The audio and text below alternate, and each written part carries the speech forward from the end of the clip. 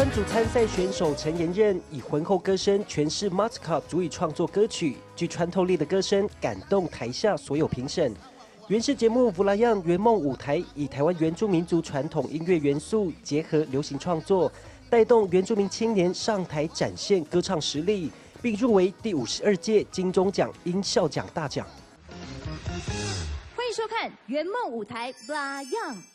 第2季《布拉样圆梦舞台》节目特色之一，就是把参赛选手带回部落，展开采集古谣之旅，要重新学习部落的音乐文化。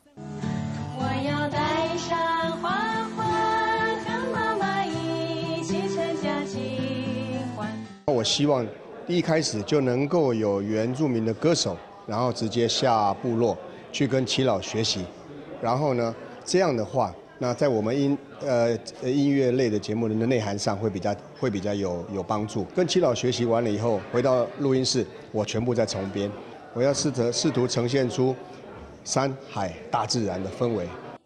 透过下乡学习部落歌谣，重新体验部落音乐文化底蕴。布拉样圆梦舞台也将媒合音乐制作人创作全新音乐，打造录制的圆梦合集。